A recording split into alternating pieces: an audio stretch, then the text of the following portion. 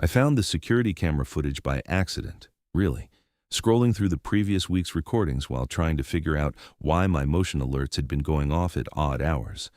What I saw made my blood run cold. There she was, clear as day, walking out of my neighbor's garage with a box under her arm. Then, another clip showed her leaving the Hendersons' place with what looked like power tools, and in a third video from just 2 nights ago, she was actually using a key to enter old Mr. Peterson's house while he was clearly away. The woman doing all this was none other than Brenda Cunningham, president of our homeowners association, and the same person who had been harassing me for 3 weeks to remove those very cameras.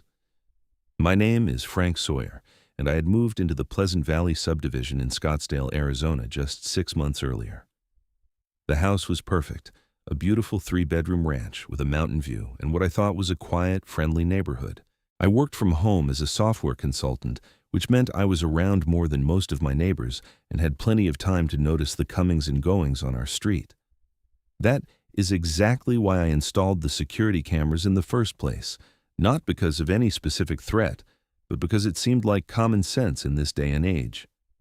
I had 4 cameras total, 1 covering my front door, 1 on the garage, 1 overlooking the driveway, and 1 pointing toward my backyard. They were high-quality, cloud-connected devices that stored footage for 30 days and sent motion alerts to my phone. The trouble started about 3 weeks after installation. I was working in my home office when my doorbell rang. Standing on my porch was a woman in her late 40s with an aggressively styled blonde bob, designer sunglasses pushed up on her head, and an expression that suggested she smelled something unpleasant. She wore yoga pants and a fitted athletic top despite clearly never having broken a sweat in her life, and she carried a leather portfolio that she clutched like a weapon. "Frank Sawyer?" she asked, though her tone suggested she already knew the answer. "That's me. Can I help you?" "I'm Brenda Cunningham, president of the Pleasant Valley HOA. I need to speak with you about your recent installations." I felt my stomach sink a little. HOA issues were something I had hoped to avoid, having heard horror stories from friends in other neighborhoods. "Sure, come in. What installations are you referring to?" She did not come in. Instead, she opened her portfolio and pulled out a printed document. "Your security cameras. Multiple residents have complained that they feel their privacy is being invaded. According to Section 7, Paragraph 3 of our HOA covenant, any external modifications that affect the aesthetic of the neighborhood or infringe on neighbor privacy must be approved by the Architectural Review Committee.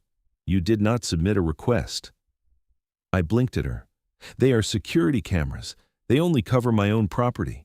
The front one shows my door and my driveway. The side one shows my garage. They do not point at anyone else's house." "That is your interpretation," Brenda said, her voice taking on a sharp edge. "But several neighbors have expressed concern. You need to remove them immediately or face fines of $100 per day until compliance is achieved." "Wait, hold on. Can I at least see the covenant language you are referring to?" "And who complained?" "I've barely talked to anyone on the street." Brenda's jaw tightened. "HOA complaint sources are confidential. As for the covenant, you received a copy when you purchased your home. I suggest you review it. You have 72 hours to remove the cameras." She turned on her heel and walked back to her white Lexus SUV before I could respond. I spent that evening reading through the entire HOA covenant, all 47 pages of dense legalese. The section Brenda referenced was vague at best. It talked about satellite dishes, unusual paint colors, and modifications that substantially alter the appearance of the property or invade the reasonable privacy expectations of neighbors. Security cameras were not specifically mentioned anywhere.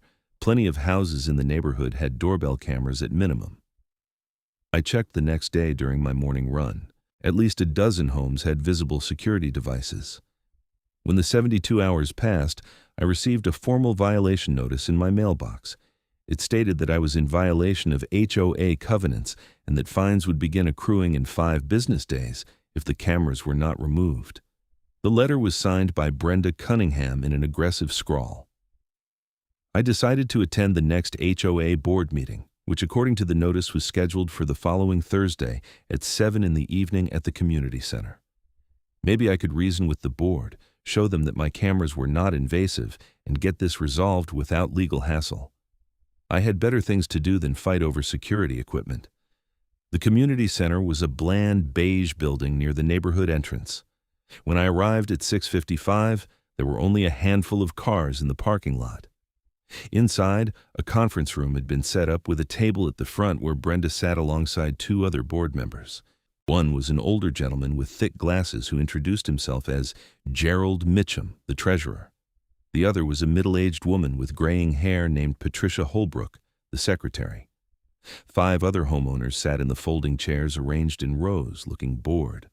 The meeting started with standard business, approval of last month's minutes, a discussion about landscape maintenance bids, and a debate over whether the community pool needed resurfacing this year or could wait another season. Finally, Brenda moved to new business. BOS. "We have a compliance issue with a newer resident," she said, not looking at me. "Frank Sawyer has installed multiple surveillance cameras without architectural approval. Despite being notified of the violation, the cameras remain in place. I am recommending we proceed with daily fines as outlined in our enforcement policy." I raised my hand. "Can I address that?" Brenda looked annoyed. "You may speak." I stood up. "I installed 4 cameras on my property. They only record my own property, my front door, my driveway, my garage, and my backyard. None of them point at neighboring homes. I have reviewed the covenant, and while it mentions architectural approval for modifications, security cameras are not specifically listed. Furthermore, many other homes in this neighborhood have similar cameras or doorbell cameras. Why am I being singled out?" Gerald, the treasurer, adjusted his glasses. "Are the cameras visible from the street?" "Yes, but they are small and mounted discreetly. You can barely notice them unless you are looking for them." Patricia, the secretary, flipped through some papers. "Brenda, do we have records of other camera installations being approved or denied?" Brenda waved a hand dismissively. "Doorbell cameras are different. They are single units at the front entrance. Mr. Sawyer has multiple cameras creating a surveillance network. It is excessive and intrusive." "To who?" I asked. "They only show my property. I checked the laws. In Arizona, I'm allowed to record anything visible from my property, including the street, as long as I'm not specifically trying to look into someone's windows. My cameras do not do that." One of the other homeowners, a guy in his 30s, spoke up. "I have 3 cameras on my house. Are you going to fine me too?" Brenda's face flushed. "That is different. Your cameras were installed when you moved in 4 years ago, before we updated the architectural guidelines." "What update?" the guy pressed.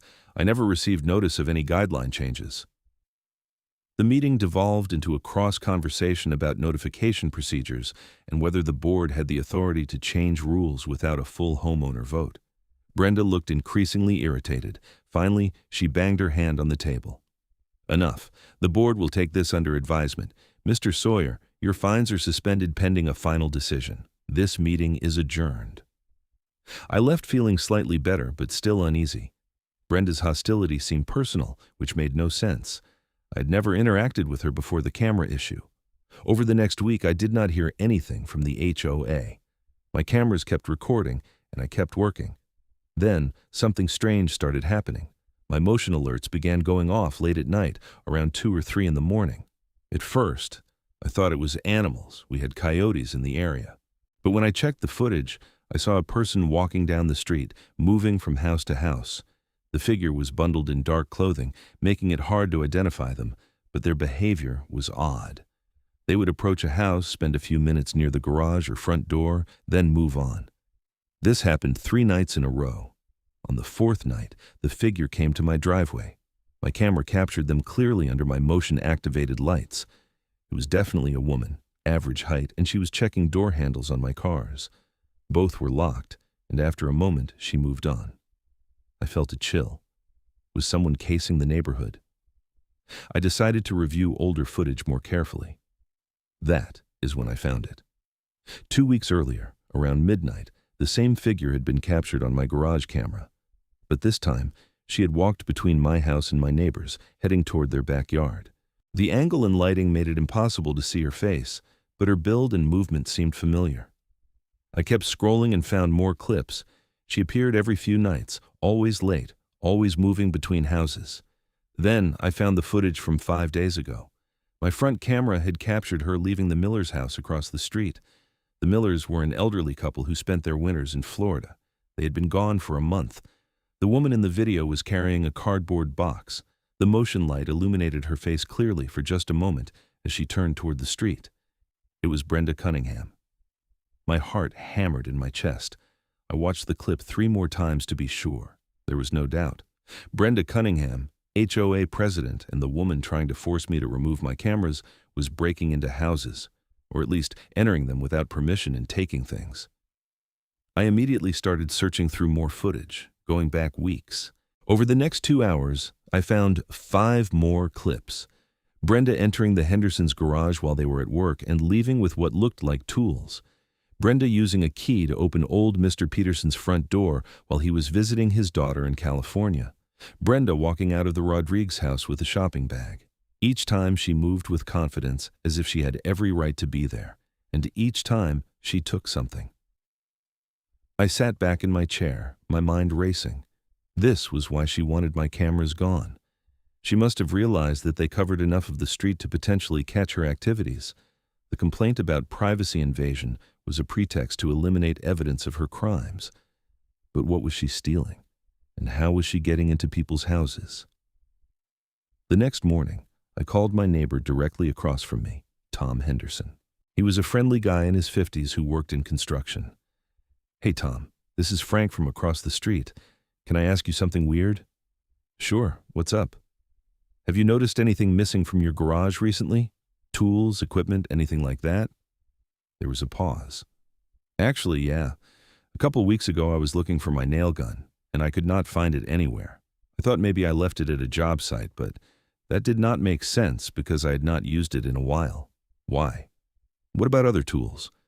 "Now that you mention it, some other stuff has gone missing too. A shop vacuum, some hand tools. I thought I was going crazy or my memory was failing. Do you know something?" "I might." "Can you come over later? I need to show you something." Tom came by that afternoon. I showed him the footage of Brenda entering his garage and leaving with a box. His face went from confused to furious in about 3 seconds. "Are you kidding me? She stole my equipment?" "It looks that way, and I think she's been doing it to other neighbors too. I have footage of her entering multiple houses." "We need to call the police." "We will, but I want to document everything first. If she's been doing this for a while, there might be more victims. Can you help me talk to the other neighbors I have footage of?" Over the next 2 days, Tom and I quietly contacted the other homeowners whose houses Brenda had been caught entering. Every single one of them confirmed that items had gone missing. The Millers, the elderly couple in Florida, had their son check the house. He found that several pieces of his mother's jewelry were gone, along with some collectible coins his father kept in a desk drawer. Mr. Peterson had lost some expensive bottles of whiskey and a vintage watch. The Rodriguez family was missing electronics, a tablet and a portable speaker. Each theft was relatively small, easy to overlook or assume you had misplaced the item, but together they added up to thousands of dollars in stolen property. "How is she getting in?" Mrs. Rodriguez asked. She was a sharp-eyed woman in her 40s who worked as a nurse. "Our doors were locked." "I have been thinking about that," I said. We were gathered in my living room, 6 neighbors who had all been victimized. Brenda is the HOA president. A lot of people probably gave the HOA emergency contact information when they moved in, including information about where they keep spare keys or even copies of keys themselves in case of emergencies like water leaks or fire. Tom's face darkened. When we moved in 8 years ago, the HOA asked us to file a form with emergency contact information. I remember there was a section about property access in case of emergencies. I think we told them we keep a spare key under the planter by the garage. "We gave them a copy of our key," Mrs. Rodriguez said quietly.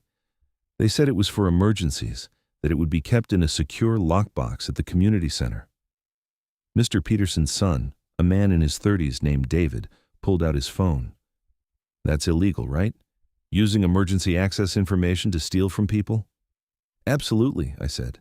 "It is burglary at minimum, probably also abuse of a position of trust. We need to go to the police with all of this." "Do we have enough evidence?" Tom asked. I pulled up my laptop. "I have clear video footage of Brenda entering your properties without permission, and leaving with items. You all have confirmed that those items are now missing. The timestamps match, and we can prove she had access to keys or key information through her HOA position. Yeah, I think we have enough. The next morning, all 6 of us went to the Scottsdale Police Department. We met with Detective Sarah Walsh, a no-nonsense woman in her early 40s with short dark hair and a direct manner. I had transferred all the relevant video footage to a thumb drive, organized by date and location. We spent an hour walking through everything, each neighbor describing what had been stolen and me providing the video evidence. Detective Walsh watched each clip carefully, taking notes. This is very thorough documentation, Mr. Sawyer. Your cameras captured clear images of Ms. Cunningham entering these properties without permission and removing items. Combined with the theft reports from each of you, we definitely have grounds for an investigation. What happens now? Mrs. Rodriguez asked. I will need to verify some details and coordinate with the district attorney's office. We will need formal statements from each of you regarding the missing items and the value. We will also need to investigate how Ms. Cunningham obtained access to your homes. If she used her position as HOA president to obtain keys or key information under false pretenses, that adds additional charges. We will likely execute a search warrant on her property to recover the stolen items.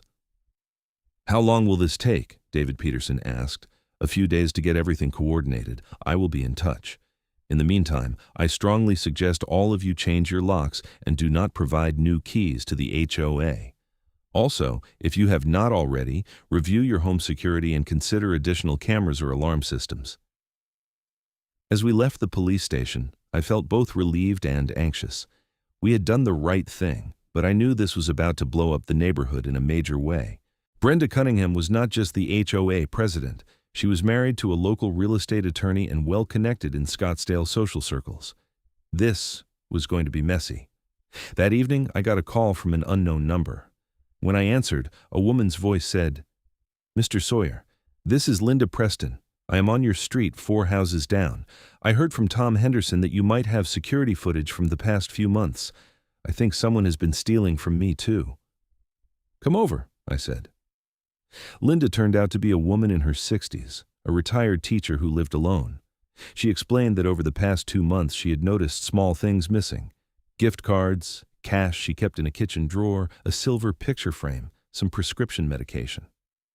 I thought I was losing my mind, she said. I even made an appointment with my doctor to check for early dementia symptoms. But if someone has actually been stealing from me, that changes everything. I pulled up my footage. Her house was at the edge of my camera's range, but I could see part of her driveway and front walk. After 20 minutes of searching, I found it. 3 weeks earlier, late at night, Brenda had walked up to Linda's house and let herself in with a key. She stayed inside for about 10 minutes, then left. The angle made it impossible to see if she was carrying anything, but the timestamp matched one of the dates Linda remembered missing cash. Linda started crying. I cannot believe this. She is supposed to be protecting the neighborhood. I know. The police are already investigating. Detective Walsh will want to talk to you. There might be even more victims we do not know about yet. Word spread quickly through the neighborhood. By the next day, 3 more homeowners had contacted me with suspicions of missing items.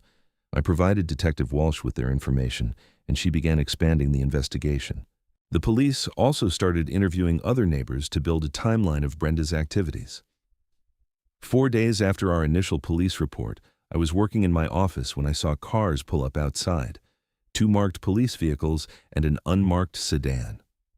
Detective Walsh got out of the sedan along with another officer. They walked to Brenda's house, which was at the far end of our street, a large 2-story Mediterranean-style home with professional landscaping. I could not see clearly from my angle, but about 30 minutes later, I saw Brenda being led out in handcuffs. Her face was red, and she appeared to be shouting at the officers. Her husband, a tall man in his 50s, stood in the doorway looking shocked. A police van pulled up, and officers began carrying boxes out of the house. My phone rang. It was Tom. Are you seeing this? Yeah, they arrested her. Good. She deserves it. I just got a call from Detective Walsh. They found a lot of stolen property in her house. Apparently she had been keeping most of it in a storage room in her basement. My nail gun was there, along with a bunch of other people's stuff. Over the next few days, the full scope of Brenda's operation came to light. Detective Walsh called me to provide an update. We recovered property from 14 different households. Ms. Cunningham had been systematically stealing from her neighbors for at least 18 months, possibly longer.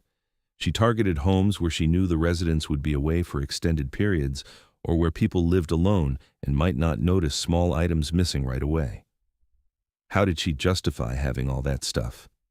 She did not really try. When we executed the search warrant, she initially claimed the items were hers or gifts. But when confronted with your video evidence and statements from the victims identifying their property, she stopped talking and asked for an attorney. Her husband claims he had no knowledge of any of it. We have not found evidence to contradict that, so he is not being charged. What charges is she facing? Multiple counts of burglary, theft, and abuse of fiduciary duty. The district attorney is also considering fraud charges related to how she obtained the keys and access information. Altogether, she is looking at serious prison time if convicted. The dollar value of stolen property exceeds $20,000, which makes several of the theft charges felonies. I felt a strange mix of satisfaction and sadness. Satisfaction that justice was being served, but sadness that it had come to this. Brenda had been in a position of trust, responsible for the well-being of our neighborhood, and she had abused that trust in the worst possible way. The HOA held an emergency meeting a week later. Brenda had been removed from the board immediately upon her arrest, and Gerald Mitchum, the treasurer, was serving as interim president. The community center was packed, every seat filled and people standing in the back. The mood was angry and confused. Gerald, looking uncomfortable in his role, called the meeting to order. I know everyone has questions. First, I want to say that the board had no knowledge of Brenda Cunningham's criminal activities. We are all shocked and horrified by what has happened. Second, we are taking immediate steps to ensure this never happens again. We are changing all locks on common areas, and we are implementing a new policy regarding homeowner key access. What about our keys? Someone shouted. Did she have access to all of them? Patricia Holbrook, the secretary, stood up. We are reviewing our records. It appears that approximately 30 homeowners provided copies of their house keys to the HOA for emergency access over the years. Those keys were supposed to be kept in a locked box at the community center, accessible only by board members. Brenda had access to that box. We are recommending that everyone who provided a key change their locks immediately. The HOA will cover the cost of one lock change per household as a gesture of good faith. Good faith? Tom Henderson stood up. Good faith? Your president robbed us blind for over a year and you want to offer good faith? The HOA is responsible for this. You created the system that let her steal from us. The room erupted in voices, everyone talking at once. Gerald banged a gavel on the table. Please, let us maintain order. We understand people are angry. We are exploring our legal options and responsibilities. We have already contacted our insurance carrier regarding potential liability. I raised my hand and waited to be called on. Gerald, I have a question. When Brenda first demanded I remove my security cameras, she claimed multiple neighbors had complained about privacy concerns. Was that true? Gerald looked uncomfortable. He glanced at Patricia, who shook her head. There were no formal complaints filed, Gerald admitted. Brenda brought the issue to the board and said she had received verbal complaints, but there was no documentation. So she lied to create a pretext to force me to remove cameras that would have exposed her crimes much earlier. It appears that way, yes. Another voice from the crowd. Why did not you question her about it? Why did not you ask who complained? Gerald had no good answer for that. The meeting continued for another hour, with angry homeowners demanding accountability, answers about their stolen property, and changes to HOA governance. By the end, the board had agreed to several reforms, including requiring 2 board members to access any homeowner information, ending the practice of keeping house keys and implementing financial audits twice a year instead of annually. As people filed out, Linda Preston approached me. Frank, I wanted to thank you. If you had not had those cameras, we might never have figured out what was happening. I would have gone on thinking I had dementia. I just got lucky with the timing, I said. No, you stood your ground when Brenda tried to bully you. A lot of people would have just taken the cameras down to avoid conflict. Over the next few weeks, the criminal case against Brenda moved forward. The district attorney's office charged her with 14 counts of burglary, 23 counts of theft, and 5 counts of fraud. The local news picked up the story, and it became a minor sensation. HOA president arrested for stealing from neighbors. Our quiet subdivision was suddenly full of news vans and reporters trying to interview people. I declined all interview requests, but some neighbors spoke to the press. Tom Henderson gave a particularly scathing interview about abuse of trust and the dangers of unchecked HOA power. The story resonated because everyone had either dealt with an overreaching HOA or knew someone who had. We became a cautionary tale. Brenda's attorney tried to negotiate a plea deal, but the district attorney held firm. With video evidence, recovered stolen property, and testimony from multiple victims, the case was ironclad. 3 months after her arrest, Brenda Cunningham pleaded guilty to multiple felony counts in exchange for a sentencing recommendation. The judge was not sympathetic. I attended the sentencing hearing along with Tom, Linda, and several other victims. We each had the opportunity to give victim impact statements. Linda spoke about the psychological toll of thinking she was losing her mind. Tom talked about the violation of having someone enter his home and steal things he had worked hard to buy. Mrs. Rodriguez described how her children no longer felt safe in their own house, knowing someone had been coming in while they slept. When it was my turn, I kept it brief. Brenda Cunningham did not just steal property. She stole our sense of security. She was in a position of trust, and she weaponized that trust against the very people she was supposed to serve. When I installed security cameras to protect my home, she tried to force me to remove them, because they threatened to expose her crimes. She prioritized her criminal enterprise over the safety and well-being of an entire neighborhood. I hope the court will consider not just the monetary value of what she stole, but the breach of trust and the ongoing impact on her victims. The judge sentenced Brenda to 6 years in state prison, with the possibility of parole after 4 years. She was also ordered to pay full restitution to all victims, which totaled over $30,000 when all the stolen property was accounted for. Her husband filed for divorce 3 weeks later. Life in Pleasant Valley gradually returned to normal, or at least a new version of normal. The HOA board implemented the promised reforms, and Gerald served as president for another year before stepping down. A new president, a retired accountant named Richard Chen, was elected and brought a much more transparent and collaborative approach to governance. One of his first acts was to formally rescind the violation notice against my security cameras and issue a written apology. The neighborhood became more security conscious. At least half the houses installed camera systems within 6 months of Brenda's arrest. We started a neighborhood watch program and created a text message group for reporting suspicious activity. People were more connected and looked out for each other more than before. I recovered most of my legal expenses through a civil suit against Brenda and the HOA's insurance. The HOA itself settled with all the victims to avoid prolonged litigation, acknowledging that their lax oversight had enabled Brenda's crimes. The settlement included reimbursement for stolen property, lock changes, and additional security measures.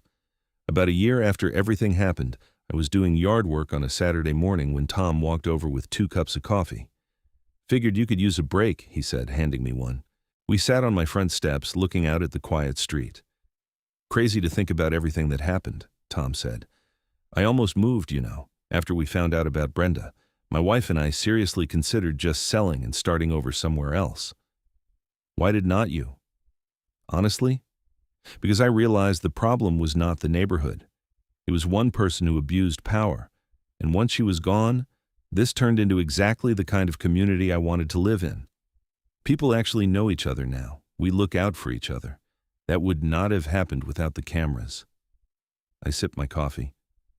"I almost took them down, When Brenda first threatened fines, it seemed easier than fighting. But you did not. That is the difference. You stood up for what was right even when it was inconvenient. I just wanted to protect my house. Maybe. But you ended up protecting all of us." We sat in comfortable silence for a while, watching a neighbor walk her dog and another washing his car. Normal suburban Saturday activities. It was peaceful. 2 years after Brenda's sentencing, I received a letter from the Arizona Department of Corrections. It was a notification that Brenda Cunningham was up for a parole hearing and that victims had the right to attend and provide testimony. I debated whether to go. Part of me wanted to move on completely, to leave that whole episode in the past, but another part felt I owed it to the other victims to see the process through. The hearing was held at the state prison in Perryville, about an hour's drive from Scottsdale. I went with Linda Preston and Tom Henderson. We sat in a small room with a parole board panel of 3 members, Brenda's attorney and Brenda herself, appearing via video link from the prison. She looked different, older and worn, her famous blonde bob now dull and graying, pulled back in a simple ponytail. She wore a prison uniform and no makeup. The parole board reviewed her case, noting that she had served 2 years of her 6-year sentence and had been a model prisoner with no disciplinary issues.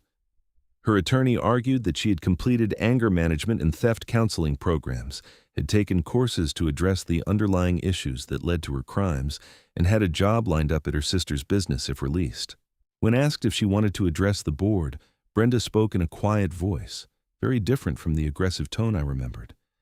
I want to say that I take full responsibility for what I did. There is no excuse for violating people's trust and stealing from my neighbors.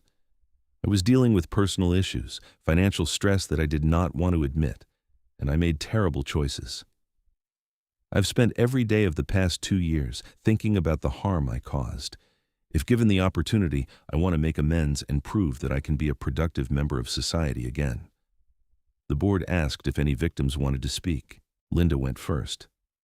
I appreciate that Ms. Cunningham has apparently reflected on her actions, but I want the board to understand that the impact of her crimes did not end when she was arrested. I still have anxiety about my home security. I check my locks multiple times every night. I have trouble trusting people in positions of authority. These psychological effects are ongoing. I do not believe 2 years is sufficient accountability for what she did. Tom spoke next, making similar points about the lasting impact and the severity of the breach of trust. When it was my turn, I tried to be balanced. I recognize that part of our justice system is rehabilitation and giving people a chance to redeem themselves. I also recognize that Brenda Cunningham committed serious crimes over an extended period. She had multiple opportunities to stop and chose not to. She actively tried to eliminate evidence of her crimes by forcing me to remove my security cameras. That shows a level of calculation and intent that concerns me. I will respect whatever decision this board makes, but I wanted to provide that context. The parole board deliberated for about 20 minutes, then announced their decision. Parole was denied. Brenda would serve at least another year before being eligible for another hearing. They cited the extended period of criminal activity, the number of victims, and concerns about whether she truly understood the impact of her actions. As we walked out of the prison, Linda looked relieved. I know 2 years is a long time to spend in prison, but it did not feel like enough given what she did. Justice is complicated, I said. No amount of prison time will undo what happened, but at least there was accountability. Back in Pleasant Valley, life continued its steady rhythm. The incident with Brenda became part of the neighborhood's history, a story that got told to new residents when they moved in, usually accompanied by advice about security systems and being cautious about what information you share with the HOA. 3 years after the initial arrest, I got a call from Detective Walsh, now retired from the police department. I wanted to let you know that Brenda Cunningham was released on parole last week. She served 3.5 years total. I thought you should be aware. Thanks for letting me know. Is she coming back to the area? No, part of her parole conditions is that she cannot live in Scottsdale. She's moving to Tucson to live with her sister and work in the family business there. She is also prohibited from serving in any HOA or similar governance role for the duration of her parole. Good to know. I also wanted to say thank you, Frank. That case was one of the most satisfying of my career because the evidence was so clear and justice was actually served. That does not always happen. Your decision to install those cameras and your willingness to stand up to intimidation made all the difference. After we hung up, I walked outside and looked at my cameras. They were still there, still recording, still keeping watch. I had upgraded them once since the initial installation, moving to a system with better night vision and longer storage. The cameras had become such a normal part of my home that I barely noticed them anymore. That evening, the neighborhood held one of our quarterly community barbecues. These had started about a year after Brenda's arrest, an effort to build the sense of community that had been damaged by her betrayal. They had become a popular tradition. I brought a potato salad and spent the evening talking with neighbors, watching kids play in the park and enjoying the warm Arizona evening. Tom Henderson raised his beer in a toast. To Frank, the guy who would not back down. I just wanted to keep my cameras, I protested. Exactly, Tom said.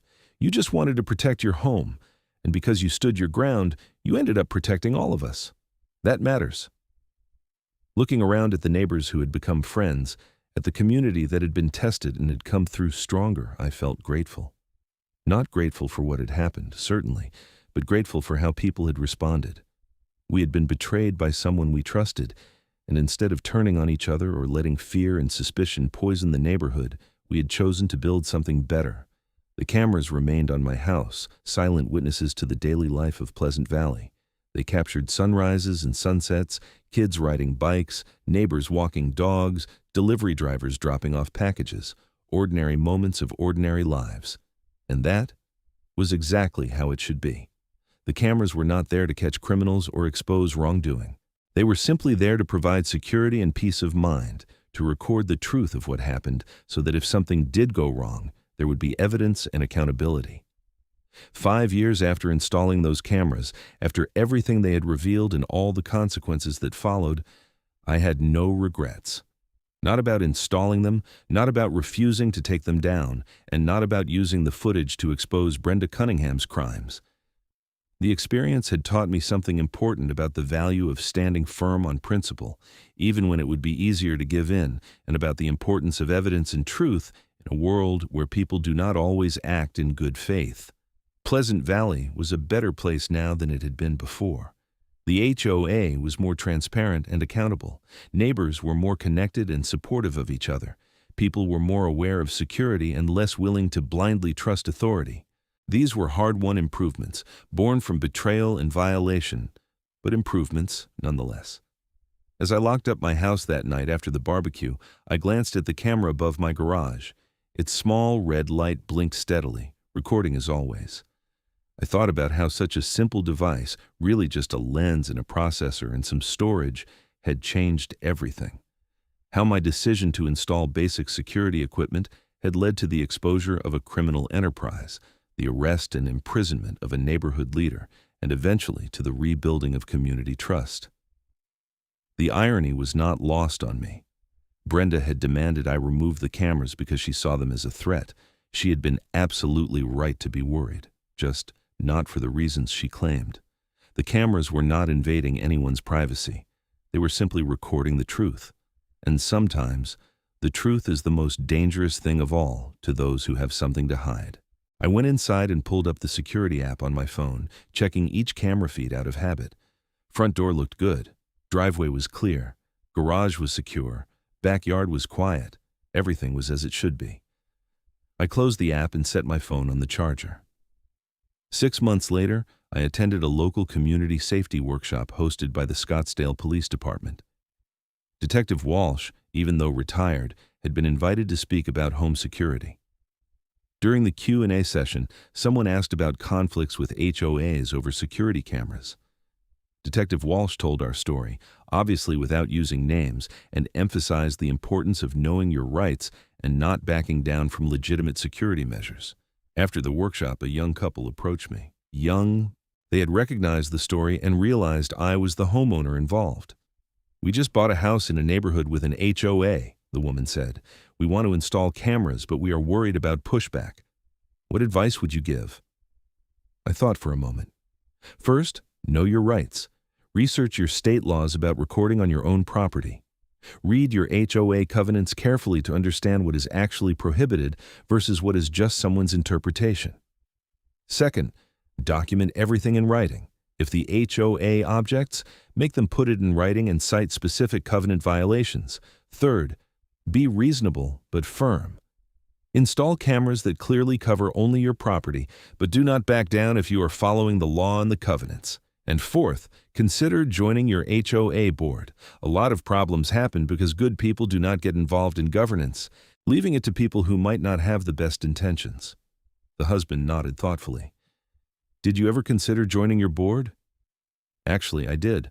I served a 2-year term starting about a year after Brenda was arrested. It was a lot of work, but it helped me understand how HOAs function and how to make them work better. I would recommend it to anyone who has the time. That was true. I had joined the board partly out of a sense of responsibility, and partly to ensure that the reforms we had implemented after Brenda's arrest were maintained and expanded. My term had ended just a few months earlier, and while I did not plan to serve again immediately, the experience had been valuable. It taught me that HOAs, despite their problems, could be positive forces when run by people who genuinely wanted to serve their communities rather than control them. The Pleasant Valley HOA was now a model of transparency and accountability. We published financial reports quarterly. Board meetings were recorded and archived online. Major decisions required input from homeowners through surveys or town halls. We had strict rules about conflicts of interest and required background checks for anyone serving on the board.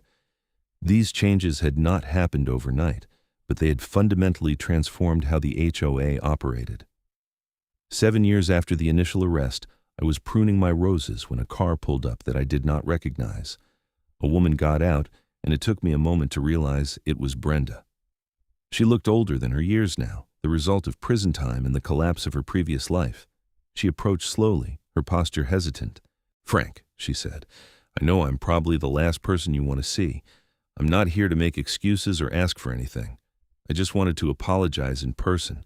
I tried to write letters from prison, but I never sent them because words seemed inadequate. I destroyed your sense of security and betrayed your trust.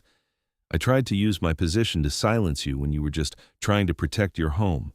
I am deeply sorry for all of it." I set down my pruning shears and studied her. She looked sincere, but I had learned that appearances could be deceiving. "Why are you here, Brenda? I thought your parole conditions kept you out of Scottsdale." "They expired last month. I served my full parole term. I'm not moving back, do not worry. I'm in town settling some final legal matters related to my divorce and the civil suits. I'm leaving tomorrow, but I needed to at least try to apologize face-to-face to the people I hurt most." "Have you talked to the others?" "Linda Preston refused to see me, which I understand. Tom Henderson listened but made it clear he has not forgiven me. Also understandable. The Rodriguez family moved away a few years ago. Mr. Peterson passed away last year. I've been trying to reach others, but a lot of people have moved or do not want contact." I considered for a moment. "I appreciate you trying to make amends. I do. But you need to understand that what you did had consequences that went way beyond the stolen property. You made people feel unsafe in their own homes. You abused a position of trust. You tried to cover up your crimes by bullying me into removing legitimate security equipment. Those are not things that an apology can erase." "I know," she said quietly. "I do not expect forgiveness. I just wanted you to know that I understand what I did was wrong, that I have spent years thinking about it and working to become a better person. I know that does not change anything for you, but it matters to me. For what it is worth, I hope you have changed. I hope you build a better life and do not hurt anyone else, but I also hope you understand why I cannot offer you absolution. Some things you just have to live with." She nodded, tears in her eyes. "I understand. Thank you for listening." She turned and walked back to her car, and I watched her drive away. That evening, I told my girlfriend about the encounter. I had started dating Sarah about 3 years earlier, after meeting at a friend's party. She was a teacher, kind and thoughtful, and she had heard the whole story of Brenda and the cameras early in our relationship. "How do you feel about seeing her?" Sarah asked. "Honestly, I'm not sure. Part of me feels bad for her. She destroyed her whole life. But another part of me remembers how she tried to intimidate me into taking down my cameras, how calculated that was. She was not just stealing. She was actively working to prevent being caught. Do you think people can change? I think some people can. I do not know if Brenda has. I hope so, for her sake, and for anyone who might be affected by her actions in the future. but it is not my responsibility to determine that or to forgive her. That seems healthy. We moved on to talking about other things, planning a weekend trip to Sedona, discussing whether we wanted to get a dog. Normal relationship conversations. The Brenda chapter of my life was truly closed now. 8 years after installing my security cameras, Pleasant Valley was thriving. Property values had actually increased, partly because the neighborhood's response to the scandal had garnered positive attention. People wanted to live in a community that had strong governance and neighbors who looked out for each other. The waiting list for houses in our subdivision was longer than it had been in years. The HOA had even won an award from the Arizona Association of Community Managers for excellence in governance and transparency. Richard Chen, who had served as president for 5 years before stepping down, gave a presentation at a statewide conference about rebuilding trust after a governance failure. Our little subdivision had become a case study in how to handle a crisis and come out stronger. As for me, life had settled into a comfortable rhythm. Work was going well. Sarah and I had gotten engaged, and we were planning a wedding for the following spring. We had decided to stay in my house in Pleasant Valley rather than buying something new. Despite everything that had happened, or maybe because of it, this felt like home. My security cameras were still in place, still recording. They had become such a normal part of the landscape that I barely thought about them anymore. They had served their purpose spectacularly once, exposing a crime that needed to be exposed, but most of the time they just quietly documented the mundane rhythms of daily life. And that was fine. That was exactly what they were supposed to do. On a warm evening in late spring, 9 years after I first installed those cameras, I stood in my driveway talking with Tom Henderson. We were planning the upcoming neighborhood block party, a tradition that had grown from those initial barbecues into a major annual event with food trucks, a DJ, and activities for kids. "Hard to believe it has been almost a decade," Tom said. "Remember when you first moved in and the neighborhood was just a bunch of people who happened to live on the same street?" "Now I cannot imagine living anywhere else," I said. "That is because you helped make it into something worth staying for." I shook my head. "I just wanted to keep my cameras. Everything else happened because of that." "Exactly. You stood up for something small and reasonable, and it exposed something big and wrong. Most people would have just taken the cameras down to avoid trouble." "Maybe. Or maybe most people would have done exactly what I did if they had been in the same situation. I do not think I am special. I just got stubborn at the right time." Tom laughed.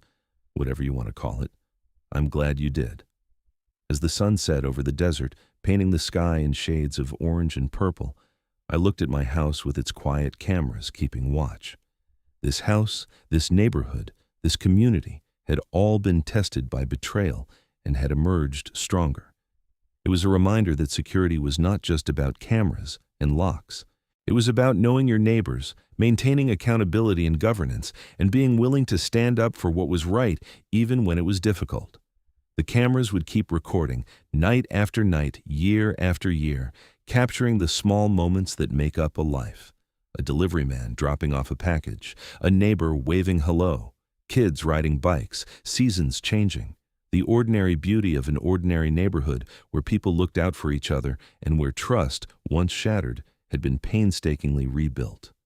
That rebuilding had required effort from everyone. It required Linda Preston overcoming her fear and staying in her home rather than moving away. It required Tom Henderson channeling his anger into productive community involvement. It required neighbors choosing to connect with each other rather than retreating into isolation. It required HOA board members implementing real reforms even when it was more work than the old way of doing things. And maybe, in a small way, it required me keeping my cameras up when I could have taken them down.